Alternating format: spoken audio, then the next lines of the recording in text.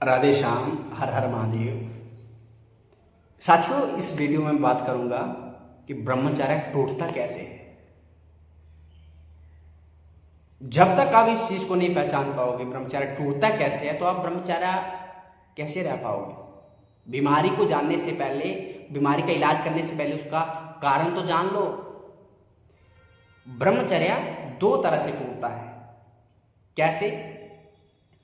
मन, क्रम और वचन से, किसी चीज में लिप्त होने से।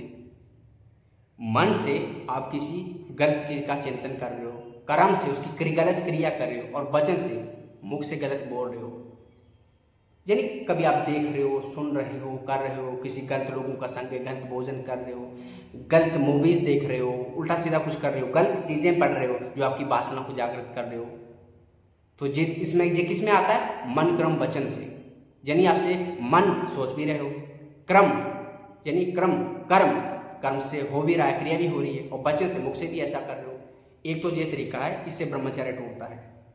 दूसरा ब्रह्मचर्य टूटने का कारण है आश्रय, किसी का आश्रय लेना, यानी किसी के साथ आश्रित संबंध होना। पर क्या होता है, किसी से संबंध होने से, पहला बताया जो आपका ब्रह्मचर्य टूटने का कारण है मन, क्रम, वचन से, किसी चीज से कनेक्टेड होना। मन, क्रम, वचन से टूटता है, जो क्रिया हुई उनसे टूटता है। दूसरा क्यों टूटता है? आपका ब्रह्मचर्य किसी के प्रति आश्रित होना।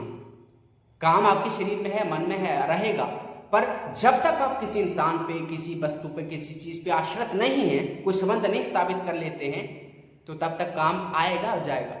जैसे रास्ते पे जा रहे हो, आपको रास्ते में भागते हुए छिपकली दिख गई, अब उसमें थोड़ा ना पूरा जीवन वो खड़े रहोगे ना, छिपकली है, आई हो चली गई, आई हो चली गई, बस काम का विचार तो आएगा, चला जाएगा।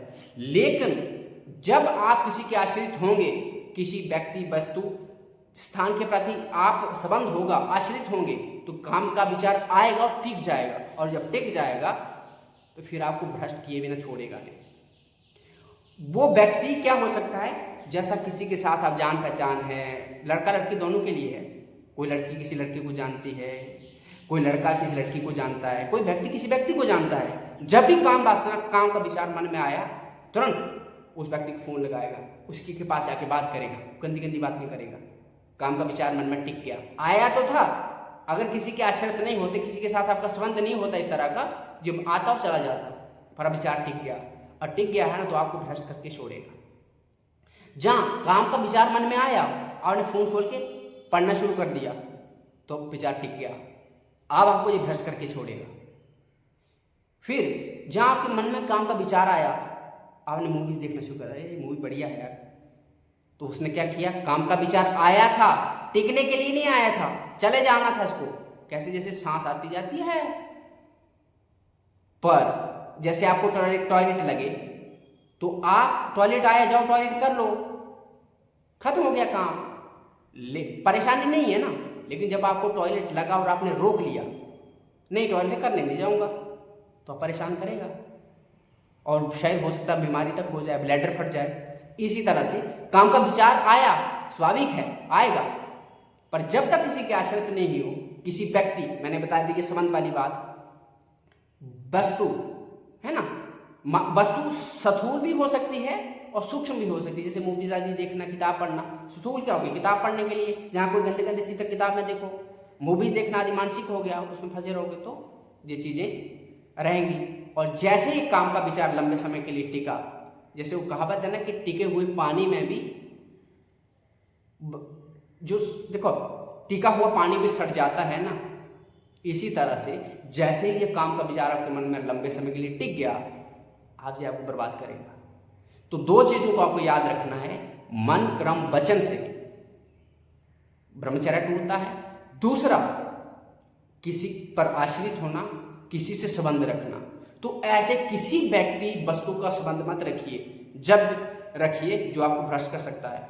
मूवी नहीं देख रही है गलत वाली, कैसी भी मूवी मत नहीं देखो, उठपटांग वाली, दिमाग खोपड़ी गंदी चीजों से ही भरेगी। गंदी पिक्चर नहीं देखनी है, गंदे फोटो नहीं देखनी है, गंदी वेबसाइट पे नहीं जाना है, किसी ऐसे व्यक्ति से संबंध नहीं रखना है जिससे हम इतने लिबरल हो गए हों जिस व्यक्ति के साथ कि हम ये जो गलत संबंध वाली बातें होती हैं जो उससे कर पाए। नहीं, अगर जहाँ ऐसा हो तो तुरंत कट लो, भाग लो, वहाँ नहीं। अगर आप वहाँ टिके तो भैया फिर आपको भ्रष्ट होने से कोई बचा नहीं सकता है। तो मैं अपनी बात करता हूँ। आज मेरी उम्र शायद 30 के करीब हो, ना मेरा कोई दोस्त है ना साथी, मस्त हूँ, अकेला हूँ, ना किसी से मतलब है। कोई गाली दे तो सीताराम, प्रेम प्रशंसा करे तो सीताराम, किसी से कोई मतलब नहीं, कोई मेरा दोस्त नहीं, कोई साथी नहीं। और जब तक ये साथी वाली ऐसे लोग बहुत सारे हैं जो मिलते हैं, अच्छे से बात करते हैं, हम भी उनसे अच्छे से बात करते हैं, सहयोग करते हैं, पर क्लोज वाला नहीं है। मतलब ऐसा संबंध नहीं है कि जहाँ मैं भ्रष्ट हो जाऊँ कि अच्छा वो बात करेगा फोन करके, अरे नहीं भैया सीताराम, नहीं। एक बात, उस व्यक्ति के साथ संबंध तो होता है आपका, जब आपको कोई जीवन साथी है तो उसके साथ आपका बात तो होगी, पर उस स्थिति में आप भ्रष्ट तो नहीं होंगे ना। तो दो चीज़ों का ध्यान रखना है, किसी पर आश्रित नहीं होना है। अगर आप किसी पर अपनी भावनाओं के लिए आश्रित हैं, भावनाओं के लिए आपको इमोशनल सपोर्ट चाहिए यार, अपने दोस्त से, माता पिता से, भाई बहन से, वो तो हैं, पर ऐसी जहाँ संबंध होगी जहाँ पर कामुक भाषण वाली बातें हो सकती हैं तो कट लो वहाँ से। ये आपका इस चीज़ के लिए किसी पर आश्रित नहीं होना है। दूसरा, मन क्रम वचन में ऐसी कोई चीज़ नहीं लानी है। इन दो चीज़ों को पकड़िए, मन क्रम वचन और किसी पर आश्रित होना। किसके लिए? गंदी चीज़ों के लिए। वो व्यक्ति हो सकता है, वस्तु हो सकता है, कोई और चीज़ भी हो सकती है। तो इनसे तो कट लीजिए, खुद ब खुद आप चीज़ों से कटने लगोगे।